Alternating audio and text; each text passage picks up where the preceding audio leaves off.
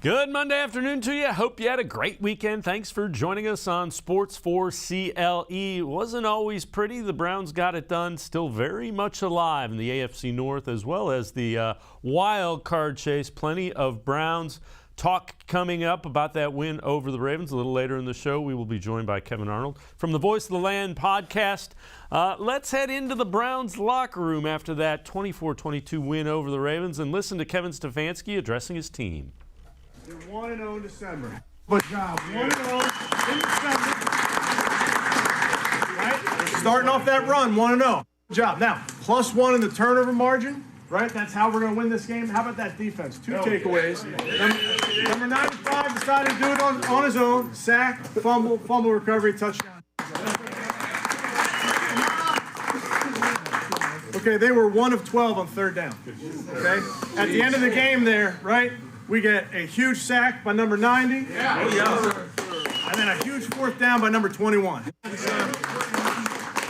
Offense, right? 2 for 2 in the red zone, which was the difference, guys. They were 2 for 3 in the red zone. We stopped them on defense. We were 2 for 2. That's the number 1 red zone defense there is, right? So that's a hell of a job. Efficient, 6 of 13 on 3rd down. Special teams, kickoff unit. You guys are playing out of your mind right now. All right, we got to keep that up. And then how about number 19? JoJo with that heads-up play with that ball rolling by the side. JoJo.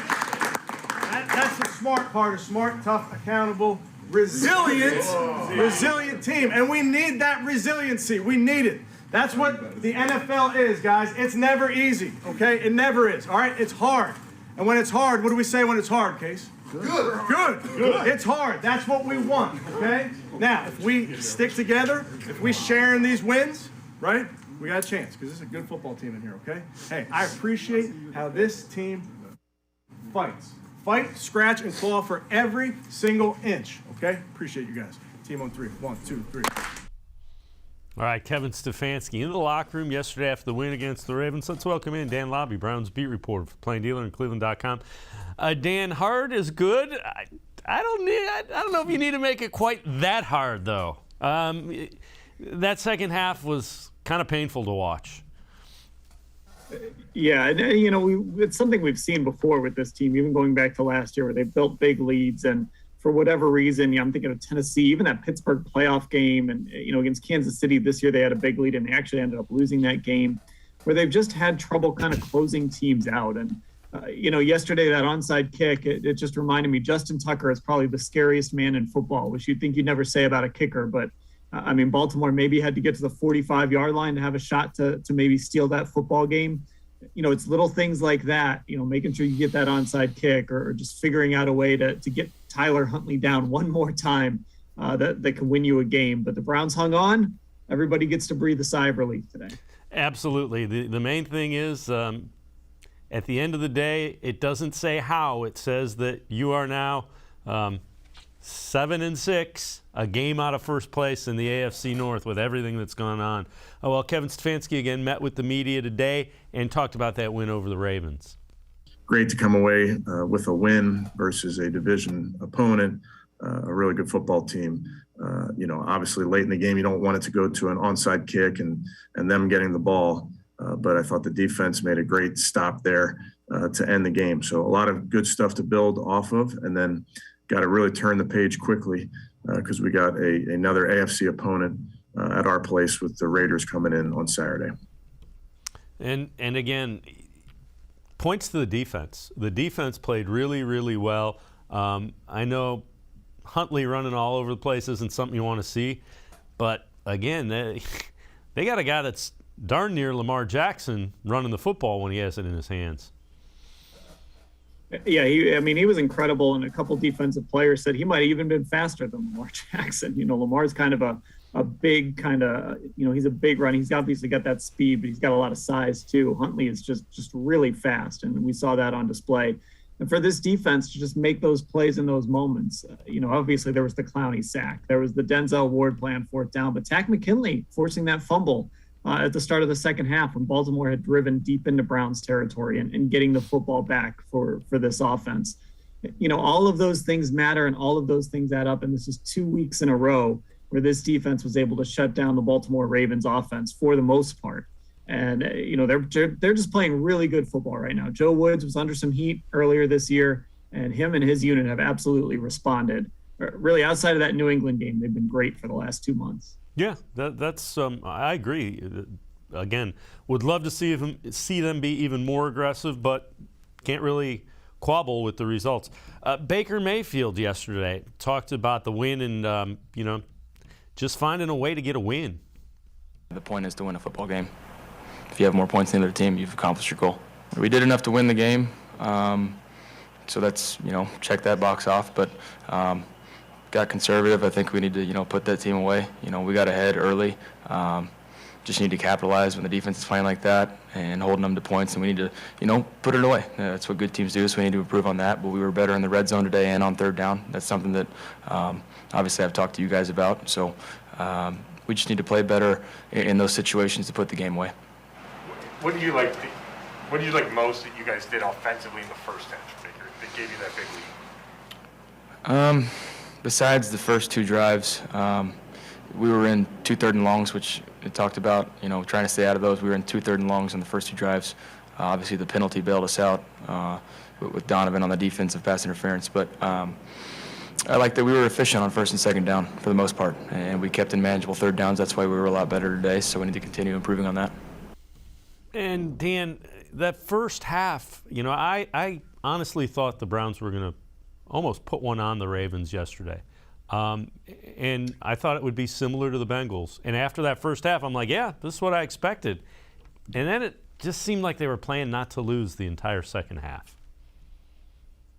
Yeah, the first half was such a strange half in a lot of ways. The offense started to look like what we expected it could look like, but they were also getting the benefit of, there were a few pass interference calls, and it just felt like the Ravens. This was a team that, a week earlier, John Harbaugh said he went for 2 points against the Steelers because he was out of cornerbacks. And there were times when it kind of looked like that. And credit to the Browns for taking advantage of it. That's what you're supposed to do. Nobody has pity for anybody else in the NFL. If the team is down, you attack them. In the second half, it's such a tough thing for this team because you have, Kareem Hunt was out by them, but you have Nick Chubb. You can run the football. You can work the clock. The Ravens are a great run defense, though, so it's hard to do.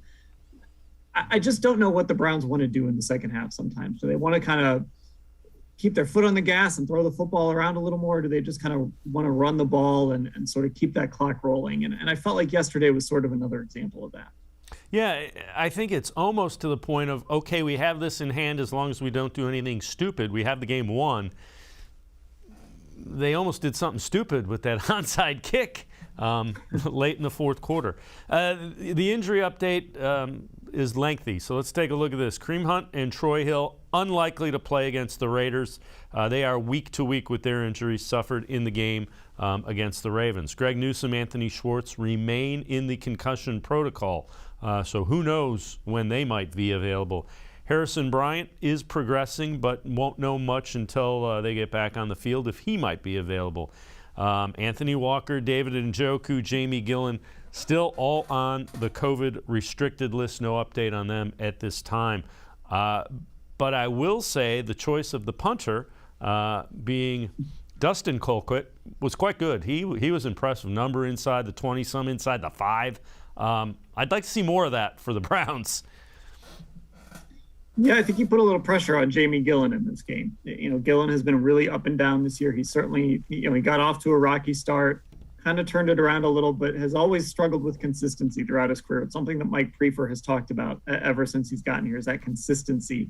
And, he'll point out punts, even in games like the Cincinnati game where it's a blowout, he'll point to a bad punt or something like that from him as an example of something he needs to get better at. So, I don't know if he's going to be able to turn around and get off that COVID list. It's hard to do when you go on that list late in the week like he did last week, same with Anthony Walker. So we might have another week of Dustin Colquitt punting the football. And I don't know if that's good news for Jamie Gillen, because Colquitt looked like a veteran who has punted a lot.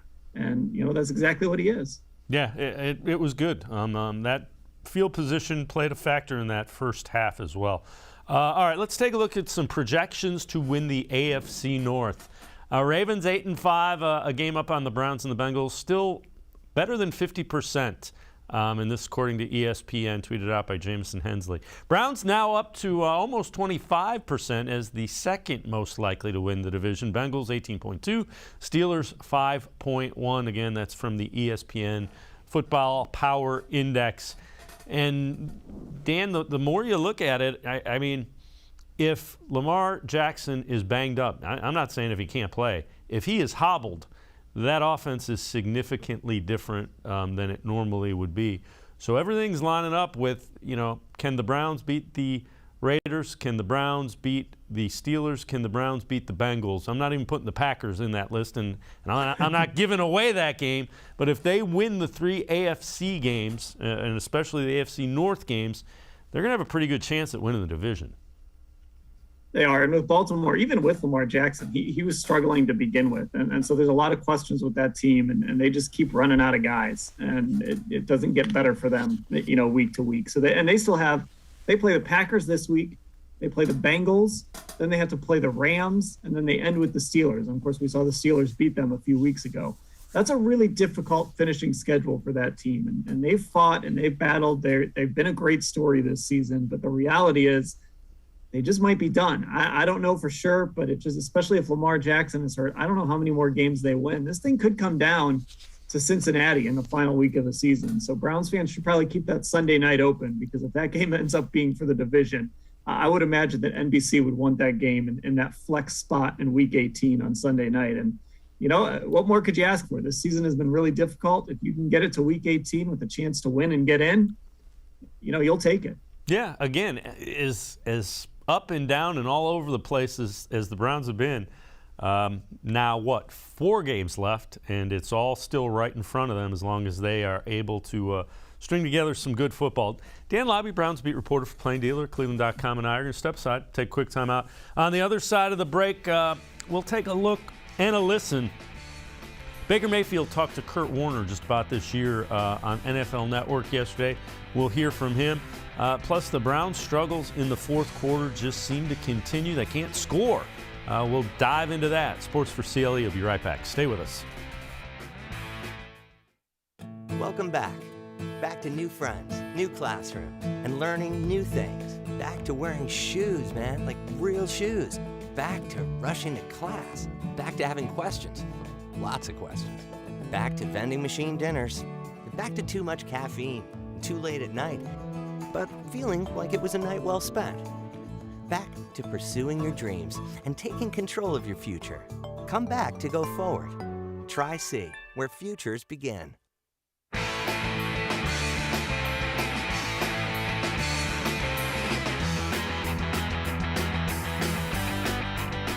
Former Rams and Cardinals quarterback Kurt Warner, who will be on the call of the Browns-Raiders game on NFL Network this Saturday, talked to Baker Mayfield about the criticism he has been receiving this year. For some reason, Baker Mayfield seems to be a lightning rod for criticism. In the age that you play in, you can't not hear the stuff that goes on. So how do you deal with it? It comes down to trying to find an even balance of listening to those opinions around you that truly matter, friends, family, teammates. And that's been the tricky part about this year, has been a lot of internal things. It hasn't been just outside noise. I have to be myself and try and do my job at 100%. The guys that truly know me understand that. We need to take care of business in the building, and I need to be myself for these guys. Tell me, what does Cleveland need to do down the stretch to make a run at the playoffs? What we need to do overall is be much better in critical situations, whether it's third down, red zone, and then playing complementary football more consistently. We played maybe one complete football game as an offense, defense, and special teams, and so we need to put all that together. We're in a situation where if we take care of business, we'll be happy with where we're at, but it's 1 week at a time, and we got a bunch of fighters on this team that I truly appreciate. And Dan Labbe, one of the things that kind of stuck out about that is, inside the building noise, if you will, that he mentioned, criticism. And that kind of, I heard that and I was like, that's really interesting. Yeah, it makes you a little bit uneasy in some ways, because we've heard about discord in the Browns building before. And, look, I think it's a fair question to look at how the Browns run their offense and the way Baker is playing to look at it and wonder exactly, how much right now does Kevin Stefanski trust his quarterback? How much does his quarterback trust the system? All of those things. But, if they could just put some of that aside and just kind of figure out that happy medium and get to a place where they can run an offense that's efficient, that's going to put points on the board and is going to win them games, even tight ones like they did on Sunday, that's really what matters. Winning kind of fixes everything in this league. Oh, absolutely. Winning is a cure-all, basically, in any team sport. All right, the Browns, and this was tweeted out by Hayden Grove, colleague over at the Plain Dealer and cleveland.com, now have scored 7 points the last 8 fourth quarters combined. And it kind of goes into what we had talked about yesterday. Again, the offense looked really good in the first half, not so much in the second. Now, they had, I believe they believed they had the game kind of in hand. And I think that's what Kevin Stefanski is referring to when he says, you call the game that you're playing. You're up by that much. But the problem is they weren't getting first downs. Yeah. And it is a tough balance for a coach and a play caller, because you don't want to be too conservative, but you also don't want to give a team that's down 24-3 or 24-6. You don't want to give them a ton of time to be able to come back. If you're able to control the clock and chew up some clock and make the game shorter, you want to do that. But like you said, they had a number of 3 and outs. And then when they do put together a long drive, Chase McLaughlin, this is a 41-yard field goal. So, kind of going back to that all phases of the game thing from Baker Mayfield, the defense has been great. The offense, that first half kind of looked like that complementary football that I think they want to get to on a more regular basis. But then in the second half, it was just kind of more, all right, defense, go finish this game, because the offense just spun their wheels. Yeah, and Kevin Stefanski was asked about today closing out games specifically in reference to the Ravens. Here's what he had to say on that topic. There are variables in these games. Certainly yesterday, you're in the fourth quarter, you're up 2 scores. Our defense, had gotten some big stops. So you try and be mindful of being, still trying to be explosive on offense. Don't take anybody out of the game per se. And then we just ultimately didn't stay on the field. It was, following a long fourth quarter drive, we had 2 3 and outs. And then obviously with the defense, fighting versus a tough attack there with their quarterback. Ultimately, we just got to make sure we do what it takes to win. But I do agree that we'd love to put that away sooner. And Dan, again, they won the game. But Donovan Peoples-Jones, who had a really good first half, and Landry, 3 catches for 34 yards total in the second half.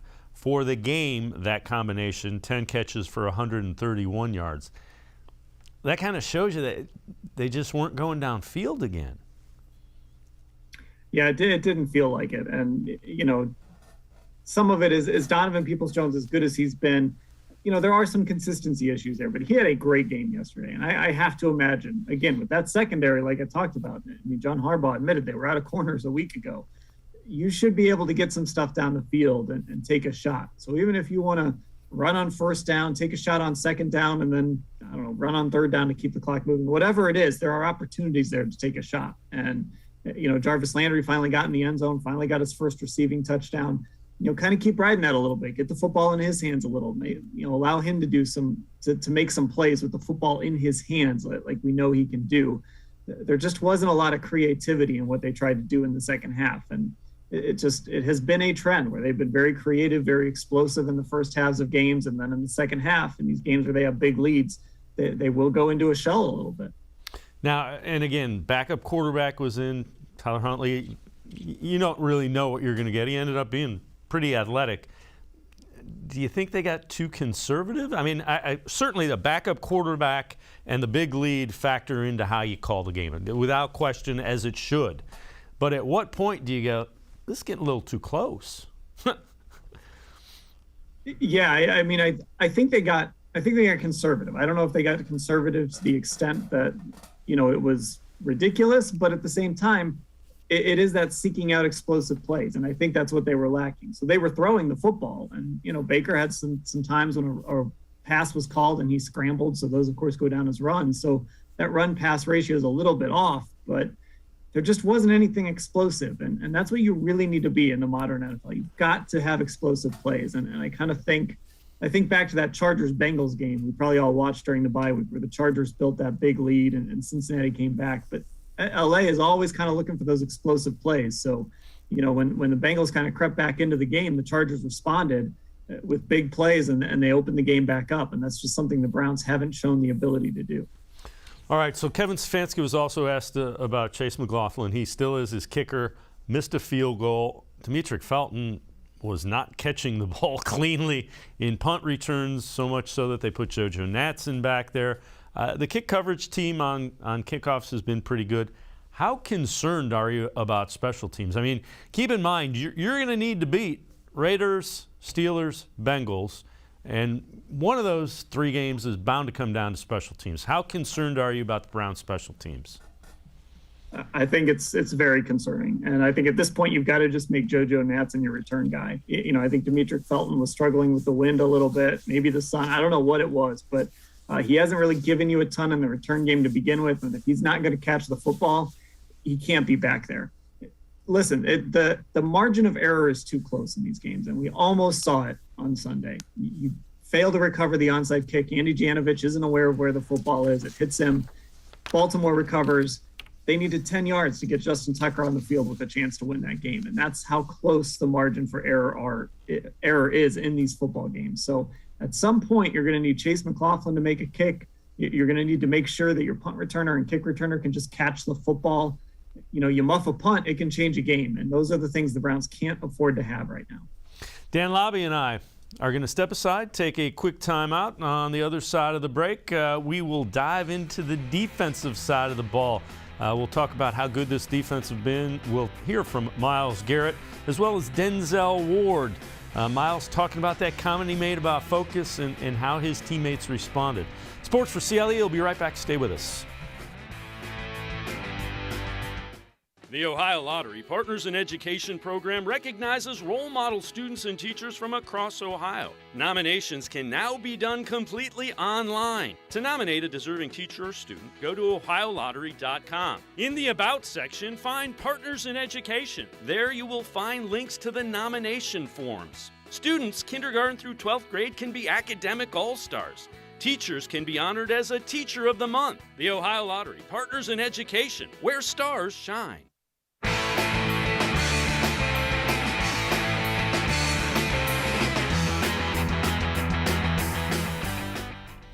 On Friday, Myles Garrett said he was disappointed at the way some of his teammates had their focus getting ready for the Ravens game coming up that Sunday. He said they had 48 hours to get right. So Myles was asked about making that comment after the Browns defeated the Ravens. Here's what he had to say about that. I won't worry about any feedback or any comments guys made. We got a standard. I got a standard for what I want out of this team and what we want to achieve. And, I have a vision. I want everybody to be part of it. And I'm going to lead it. Did you know heading into the interview Friday with us you were going to kind of deliver a wake-up call, or did that just not come out? I mean, it came out Friday. Seeing how we were on the field, and, just kind of our demeanor, attitude, just wasn't where I wanted it to be. I think we had a little sharpness, or a little bit of focus that we needed, a little bit more sharpness that we need to have, and the guys responded as you saw. So you said win or go home, right? And what was at stake today. So what does it say about coaches, players you have, that the team did what it did today? Resilient. That was the biggest thing today. They had that little run in the second half, and we had to be resilient. We had to make some stops, and we just had to make enough plays. It doesn't have to be pretty. It doesn't have to be the way the fans wanted. It's not always going to be 36 to 3 or 36 to 5 or whatever it is. Guys, they get paid too. They're going to make plays, and that'll come with time. Right now, it's just about winning. That's all that matters. And Dan Labbe, I think Myles Garrett has assumed the leadership role and the voice, especially on that defensive side of the ball. So he makes those comments and then goes out, strip sack, recovers the fumble, and scores a touchdown. That's what if you're going to come out and say that and you do that, that's the way you earn the respect. Yeah, it says something about a guy who first of all, has that ability, but then also is willing to suddenly take on that leadership role. And it's something that has sort of been a theme this year for Myles. He did it before the Bears game. He had 4.5 sacks in that game, a team record. And this is sort of who Myles is becoming. And, I had a chance to talk to him before the season started, and, you can just tell he's a more comfortable guy, for whatever it is. He's embraced here in Cleveland. People absolutely love him. He might be the most popular player on the Browns. It's probably either him or Baker Mayfield among fans. And, he's got his money. He's been paid. He seems really settled in his situation, and it's allowed him to sort of be more himself and take on this leadership role. And I'm really impressed that he hasn't been afraid to kind of put his teammates on notice and say what needs to be said. And then on top of it, like you said, go out and back it up. Yeah, without question. Ravens 1 of 12 on third downs. They were 3 of 4 on fourth downs, but that defense, as you mentioned, minus the Patriots game, has been really, really good for 7, 8 games, so about 2 months. Well, everyone was concerned when the Ravens recovered the onside kick. Everyone except the guys that had to go out and defend the Ravens on the Browns defense. Kind of just looked at JD and smiled because no offense in offense, but no, I want it in their hands. I want it in my hands. I want to be able to make the play. And so I looked at him and said, we got to do it. He smiled and agreed. We went out there. I went low, he went high, made the play, and then DW came with the stout to finish it off. That's how it should be. I was excited. I love playing the game of football. So, just ready to go back out there and make a play for the team and do what we got to do to get the win. And Dan Labbe, if you and I knew the Ravens had to get about 10, 15, maybe 20 yards, you can be sure the Browns defense was aware of that as well. Absolutely. And it's no mistake that Kevin Stefanski, who almost always defers in the kickoff, took the ball. And he did it because he wanted to have the wind in the second half, because he knew Justin Tucker was on that other side in case he got an opportunity. But even with that wind, you didn't need to get real close if you were the Ravens. And so it was really impressive to see this defense step up. And not just the defense as a whole, but the guys who did it, right? Myles Garrett, who's their best player. Jadeveon Clowney, who they brought in to be that complement to Garrett, which is exactly what happened on that play. Garrett chased Huntley, and Clowney finished him off. And then Denzel Ward, who is in this stretch where he's probably playing his best football, and Sunday was one of those days where he had one of his best days. And he makes the big hit on Rashad Bateman. If he doesn't make that tackle, Rashad Bateman probably gets a first down. So it was Denzel Ward one-on-one, and he read the play perfectly, hit Rashad Bateman as soon as the ball got there. And it's great when your star players are the ones who are stepping up in those big moments and making plays. Yeah, without question, Ward has been really good the last month or so as well. Well, Garrett and Clowney seem to be playing their best football at the right time of the year, late in the season, the last couple games in particular. Kevin Stefanski has definitely noticed. I do, and I think with JD, he's feeling good from a health standpoint. He plays really hard. He throws his body around, plays physical in the run game. Obviously in the pass game, applying pressure, and nothing bigger than that second to last play there, or third to last play, I guess, getting a sack there in a big moment. It's been a 1-2 punch. I tee off on run, he goes off on pass, and then interchanges. So, being able to have someone you can count on the other side and really on the whole D line, it's beautiful to see. And then once we're, they're trying to take us out the game, trying to go quick, or trying to double team Chip. We know we got some great guys in the secondary to rely on. And Dan, I don't know about you, I certainly hope they can find a way to keep Jadeveon Clowney here for a while, because I think those two have complemented each other exactly like Andrew Berry thought they might. And it's one of their more interesting offseason decisions, how they're going to approach Clowney, how much he's going to want. Does he want some long-term security? Does he want to go on one-year deals? All of that is stuff that Andrew Berry and company are going to have to figure out. And I think the key with Clowney, and one of the things everybody talked about yesterday, was he's healthy. And it goes back to training camp. And, Clowney kind of said it was, he hadn't been in training camp for a long time, but now that he was in one, this one was kind of not an easy camp, but a camp that took it easy on his body. And the whole point of this was to get guys healthy, make sure they could be ready to go. And we're still going in December when the games really ramp up and really matter. And at least to this point, it's worked. You've got a healthy Jadeveon Clowney. He's only missed one game, and he's starting to play some of his best football too, just like Denzel Ward and Myles Garrett, when these games are really, really important. Well, let's take a look at this tweet from Dan Murphy of the Browns. You look at this. Myles Garrett has recorded 57.5 sacks in his first 64 games. Only other player to record more in those first 64 games, Reggie White, 72.5. But if you are a pass rusher and you are mentioned in the same breath with Reggie White in a complimentary role, you're pretty good. Yeah. Look, Myles Garrett is on a Hall of Fame trajectory, and he has been. Injuries have hurt him some years. Of course, he had COVID last year.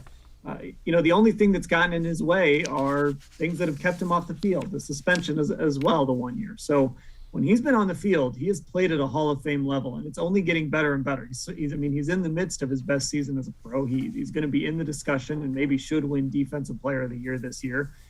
He's got a chance that, him and TJ Watt are chasing that 22.5 number, and with 17 games, it's a reality. And I think he's going to get some more cracks at it too throughout his career. So, the Browns added somebody to their Ring of Honor yesterday, Max Speedy. And I think, I don't know how many years from now, but I think one day we'll be sitting in First Energy Stadium or whatever it's called and wherever it's located, and they'll be putting 95's number in that Ring of Honor. Yeah, and it's been, we touched on it a little bit earlier, it's been very interesting and fun to watch him kind of assume the voice of the defense role and really step into that leadership role as he has gone on. Dan Labbe, Browns beat reporter for Plain Dealer and cleveland.com, and I are going to step aside, take one more time out. On the other side of the break, we will hear from Rex Ryan about Baker Mayfield and the Browns game on Sunday. Plus, we'll look ahead. Las Vegas Raiders, short week. Browns will play First Energy Stadium on Saturday. We'll dive into the Raiders. Sports4CLE, we'll be right back. Stay with us. When it comes to selling you a mattress, most retailers are handing you a line. A long line of extra steps that drive up costs and create confusion. At the Original Mattress Factory, we simplify the mattress shopping experience by building mattresses and box springs in our own local factories and selling them direct to you.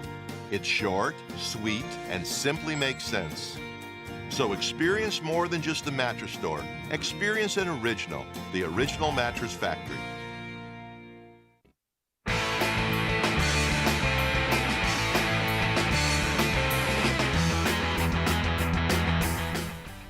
Browns come away with a 2-point win against the Ravens yesterday, a game they needed to keep their playoff hopes alive. Here is Rex Ryan on Baker Mayfield and the Browns winning that game yesterday. This team is so loaded. They're so loaded, so talented, all right? But I don't know, man, if this team can go anywhere because the quarterback, he's got to show me, hey, find out what he's like in the red zone and find out how good he is in the fourth quarter. Mm-hmm. Well, right now, what I know about Baker, it's not a personal thing. Look, man, I love him. He's phenomenal on commercials, all right? And a great actor. Kid, great actor and all that. But he's small and he can't run. He's not an athletic guy or whatever, and that doesn't usually play in the NFL. And here's judge him in the fourth quarter, all right? Here's the stat.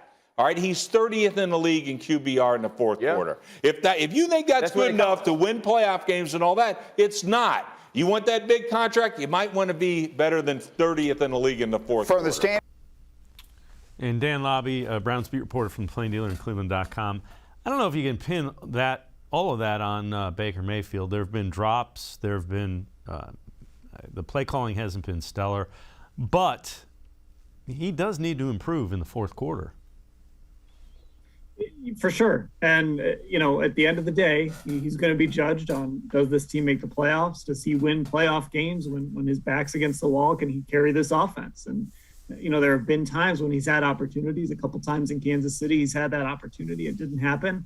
There have been times when he has delivered, like in Cincinnati, in 2020, he led that game-winning drive. So he's got to start doing that consistently. And the great thing about sports, the great thing about football is Baker Mayfield can go shut everybody up by just doing it. Or, he can prove all of those critics right. That's what it comes down to.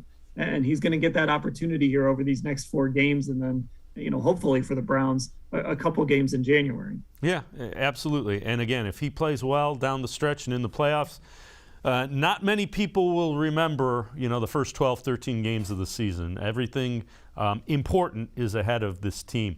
All right, the Las Vegas Raiders. They've lost 5 of their last 6. They decided it was a great idea to have a meeting at the Logo in Arrowhead.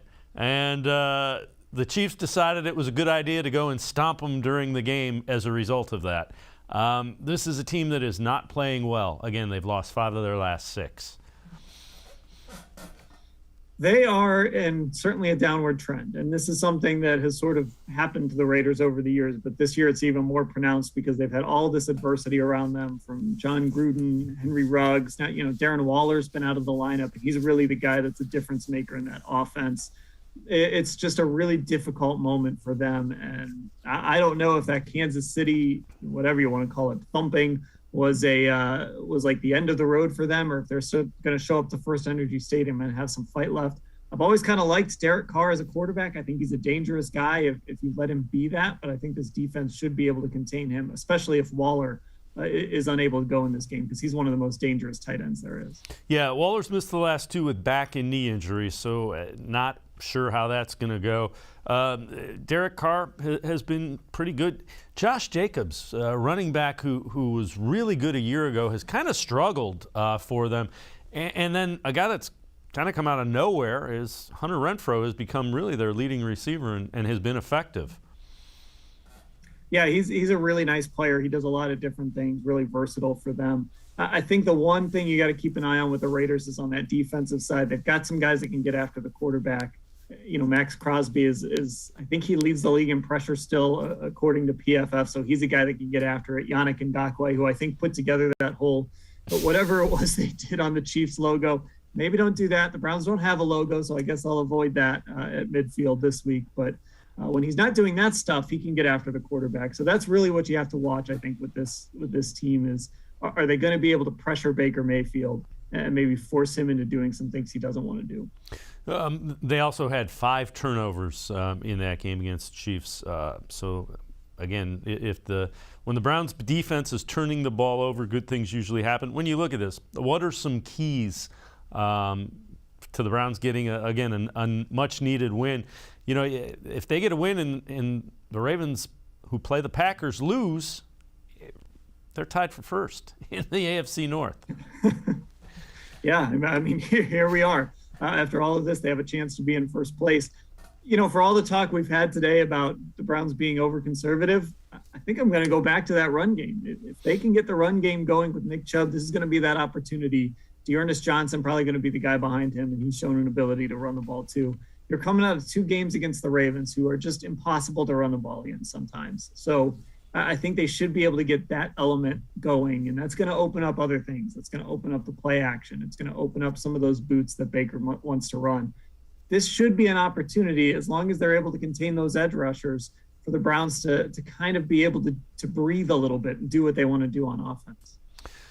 When you look at the opportunity that's in front of the Browns, so they're currently 8th in the AFC as far as the whole playoff picture goes. Top 7 make it, and they have some tiebreakers against them with some teams in front of them just because of their conference record.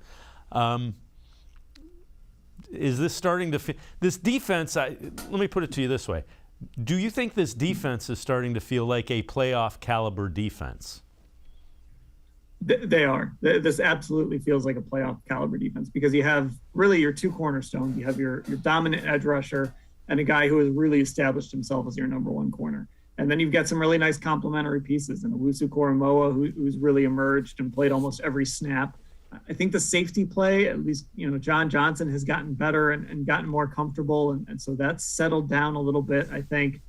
And this is a defense that can take the football away all of a sudden. They really struggled to do that early in the year. And that's kind of what it comes down to in the NFL. I think it was Brandon Staley who said it. It's explosive plays and turnovers. Well, the Browns are getting at least half of that equation going on the defensive side of the football, forcing turnovers.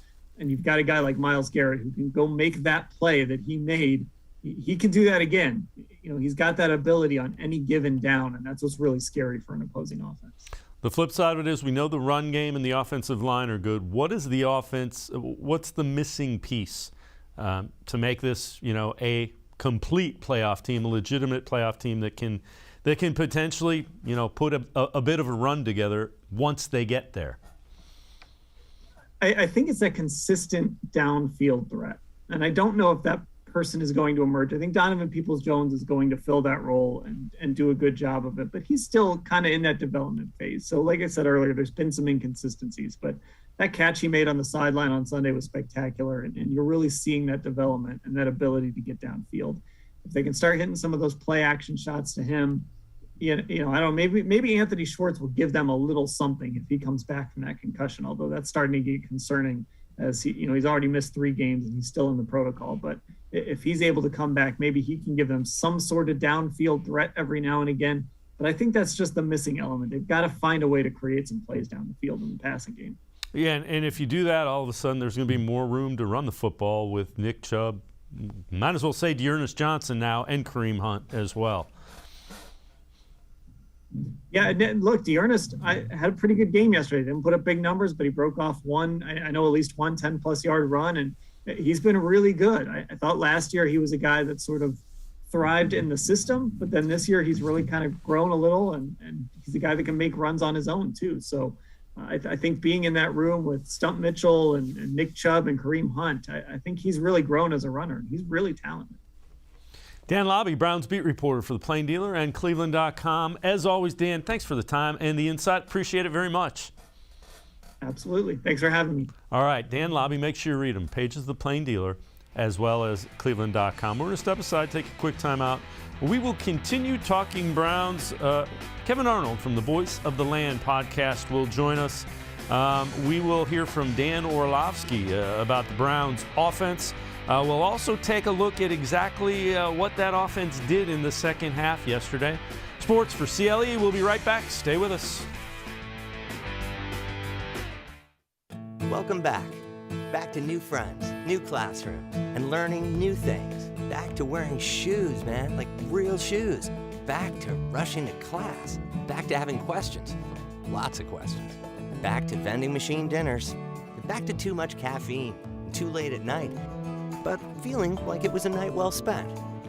Back to pursuing your dreams and taking control of your future. Come back to go forward. Try C, where futures begin. The Ohio Lottery Partners in Education program recognizes role model students and teachers from across Ohio. Nominations can now be done completely online. To nominate a deserving teacher or student, go to ohiolottery.com. In the About section, find Partners in Education. There you will find links to the nomination forms. Students kindergarten through 12th grade can be academic all-stars. Teachers can be honored as a Teacher of the Month. The Ohio Lottery Partners in Education, where stars shine. I am powerful beyond my wildest imagination. I will define my future. I will keep challenging myself to improve. Because I am a future leader of this great nation. I will be responsible for raising a beautiful family. And educating not only my generation, but many more to come. I will make a difference in my community. And I will stand up for what I believe in. I will not settle for simply chasing my dreams. I will achieve them. Because I was given a chance. An opportunity. A home. At Family, Career, and Community Leaders of America. The ultimate leadership experience. FCCLA has been one of the greatest experiences of my life. It's made me who I am today. Join us. We'll build a new future together.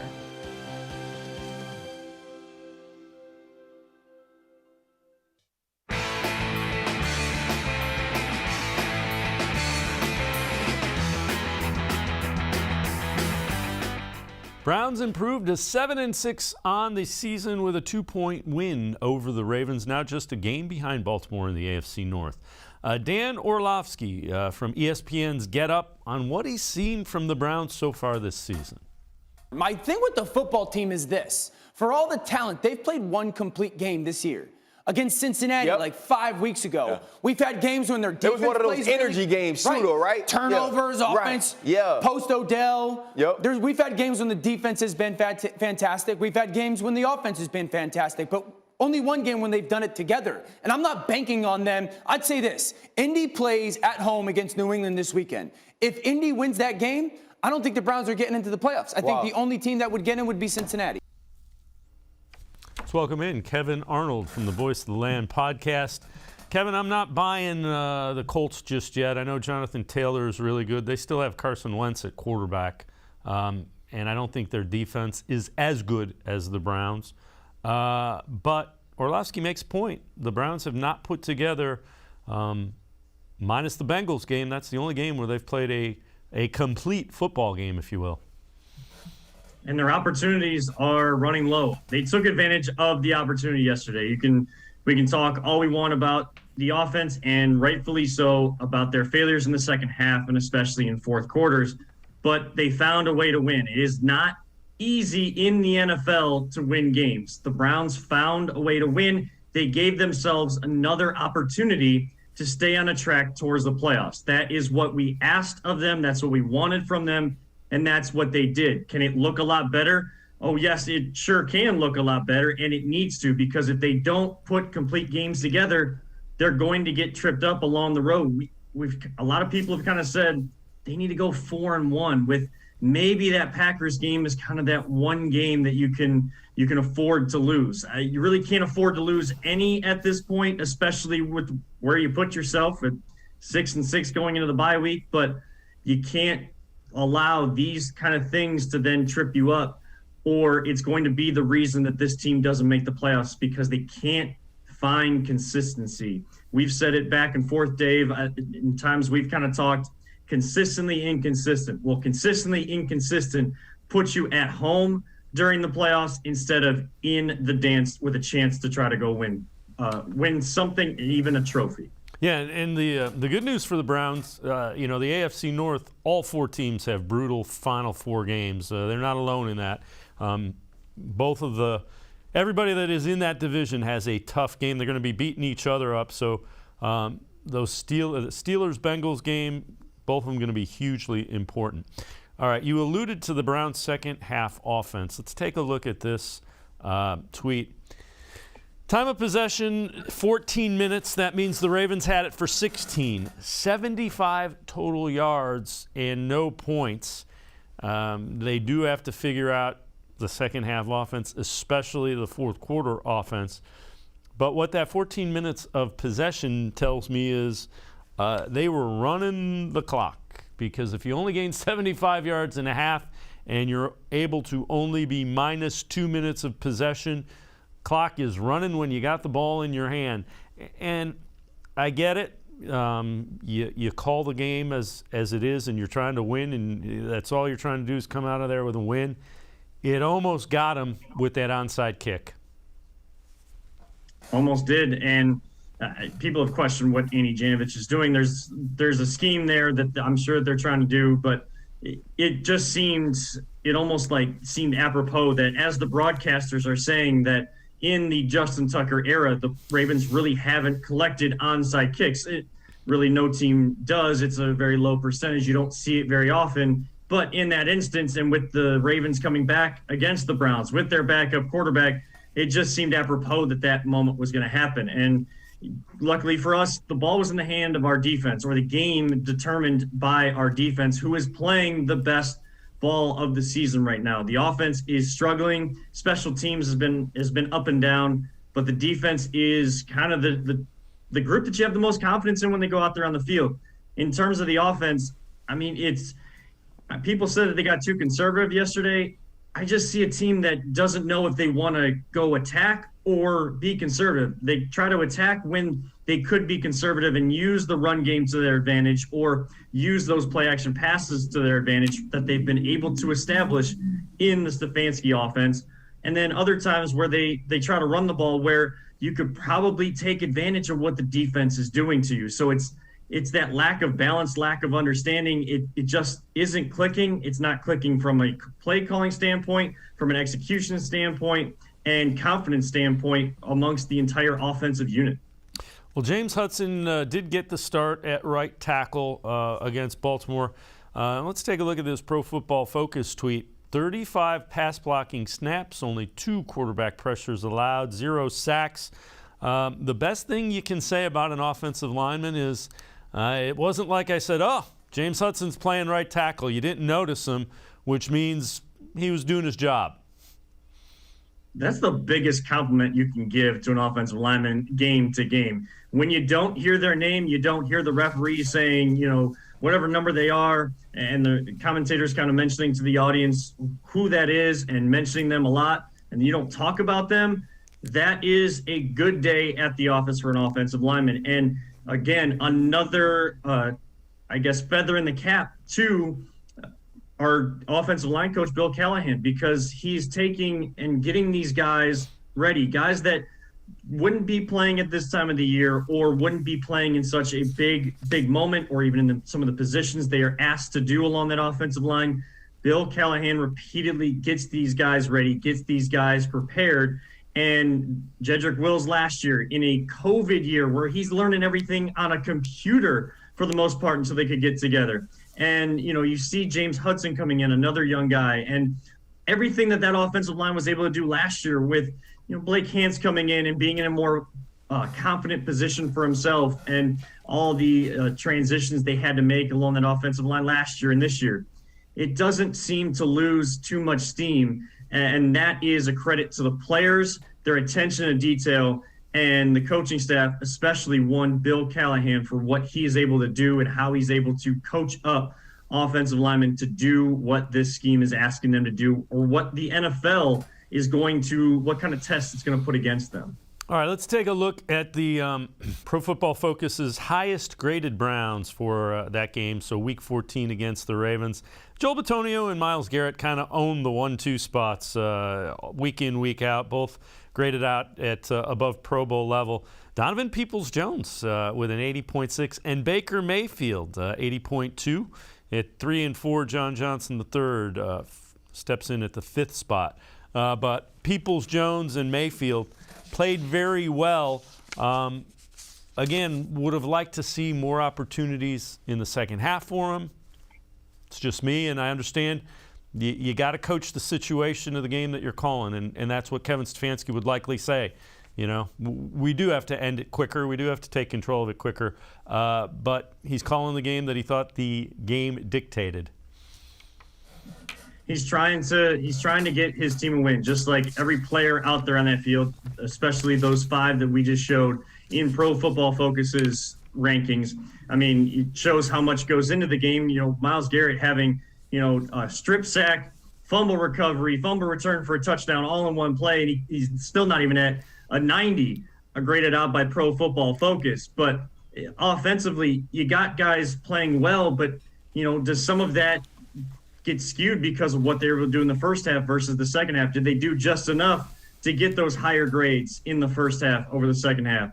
The game is a 4-quarter game, and it is a battle to the finish. So, again, the Browns were able to get the win. No matter how it happened, they were able to get the win. And there is still life in this team. I think fans need to understand that there is still life in the season to make the playoffs. And when you get in, who knows what can happen. But this team is not going to go anywhere and is not a playoff caliber team right now because they're too consistently inconsistent. And this offense has no chemistry, no confidence, no energy, no juice at all in these second halves and in fourth quarters. I think it's since October 10th, they've only scored 7 points in the fourth quarter. That's not going to get it done, Dave, if they really want to get in the playoffs and make noise in the playoffs. It's one thing to get there, but you got to be a team ready to make some noise. And this Browns team is not, but they have opportunities still left, as few as they are, to get a rhythm going to get to that point or close to it. Yeah, 7 points in the last 8 fourth quarters, 7 points total. Kevan Arnold and I are going to step aside, take a quick time out. On the other side of the break, we will hear from Myles Garrett, Denzel Ward about how this defense has improved and kind of put things together. We'll also take a look at the AFC Playoff picture. Sports for CLE. We'll be right back. Stay with us. Welcome back. Back to new friends, new classroom, and learning new things. Back to wearing shoes, man, like real shoes. Back to rushing to class. Back to having questions. Lots of questions. Back to vending machine dinners. Back to too much caffeine. Too late at night. But feeling like it was a night well spent. Back to pursuing your dreams and taking control of your future. Come back to go forward. Try C, where futures begin.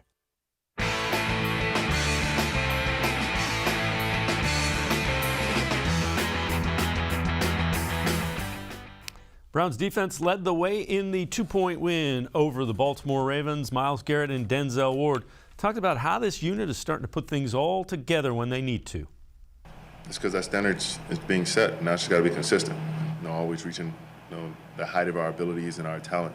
We can't just be paper champs. We got to go out there and prove it every time we're on the field. And so once I say something, I bring that intensity, and I feel like they match it every time. I just got to do it every time, and the leaders on this team got to do the same thing. Denzel, do you feel like you guys defensively are finding your groove at the right time? I feel so. You always want to find your groove towards the end of the season, but I feel we're coming on strong, working collectively as an entire defense, and just got to finish strong. Myles, all right. Yes. Clowney said that that quarterback was faster than Lamar. And fourth quarter, he was thinking, I wish Lamar would come back out. What do you think? The way he was looking, he might have been faster than Lamar. And he was getting the ball out quick. The guy was playing pretty well. He looked like he was, not just a second start of the season or a second game of the season for him. He was getting out with efficiency, running when he needed to, scrambling when he needed to. And he was making plays with his feet. He's tough. Is there a tendency to let down when a guy like Lamar leaves the game, taking nothing away from Huntley, but does that happen? No. You lick your chops when the second guy comes in. You're thinking, how many can I get? And let's tee off on this guy. He was ready to take off at any given moment. So then it was like, where's he going to go next? And then it was rush integrity and trying to corral him. And Kevan Arnold, Huntley was a problem. Again, he's backup quarterback, but did a lot of the same things that Lamar Jackson can do. So points to the Ravens for finding somebody that can run that offense other than Lamar Jackson. That's a credit to a good team as well. That's what we've wanted the Browns to be for a long time. An established, long-time, good team that is always in the thick of things, contending for AFC North titles or playoff berths each and every single year. And the reason why Huntley was able to have success is because of a quote that Myles said that the Browns are starting to get, at least defensively. We're not seeing it offensively right now, but we are seeing it defensively. He said in that first quote, our standards are set. Every single guy that comes in there, no matter if there's injuries or it's the first team guys, his practice squad, everybody along that defense knows what their standards are now. They know where they've come from this year, the chemistry they've built, and what the expectations are for their play on the field. And they are executing that at a high level right now and with the most rhythm on the team. A lot of good teams like the Ravens, their standards are set offensively, defensively, special teams. Doesn't matter who comes in, they expect to have success, and they know they're going to have success if they play up to the standards. If you don't play up to their standards, you're not going to be around in organizations like that. So the Browns are starting to get it, but again, it's not going throughout the whole team, and that is a big issue right now. I'm not saying that there's not standards on offense and on special teams, but the standards are not being shown and not being lived up to out there on the field consistently week to week. All right, let's take a look at the AFC playoff picture. And the Browns currently in 8th spot, top 7 make it. Their losses, they've lost to the 1, 3, 4, 5. So 4 of their 6 losses are to teams that are above them, which means that head-to-head tiebreaker would go against the Browns. Having said that, Browns control their own destiny because they still face Chargers, they still face the Bengals, they still face the Ravens, rather. They still face the Bengals, and they still have the Steelers coming up to potentially win that AFC North. But those 3 games are going to be critical, the AFC conference games, to improve the conference record. That's the second tiebreaker. You're gonna have to go at least 3-1 over these next couple of games, and you're gonna still have to be in the thick of things come that Steelers game and the Bengals game to try to win the AFC North and get into the playoffs. You wanted to win the AFC North, you're gonna have to beat those teams, and you're gonna have to take advantage of these opportunities. Week to week, they want to go 1-0. You have an opportunity to go 1-0 and keep your season alive this week against the Raiders, against some of those teams that you mentioned above them, Dave. 3 of the 4 teams that you kind of mentioned, they had opportunities in those games and they missed those opportunities. Will those missed opportunities come back to haunt them this season, or with these few and vital opportunities they have left in front of them, can they take advantage of them and allow themselves to get in the playoffs and show that they will not miss any opportunity put in front of them the rest of the year? That's a question they're going to have to answer starting this Saturday at 4:30. All right, Kevan Arnold from the Voice of the Land podcast. Kevan, as always, appreciate the time and the insight. Thanks very much. Thank you so much, Dave, and thank you guys so much to the whole crew. Have a great week. All right, appreciate it. Kevan Arnold from the Voice of the Land podcast. That'll do it for this edition of Sports4CLE. We will see you back here tomorrow, 4 o'clock. Scheduled guest, Tim Bielek, reporter for The Plain Dealer and cleveland.com, and Sam Amico from hoopswire.com. Tomorrow, 4 o'clock. We'll see you then. Have a great night, everybody.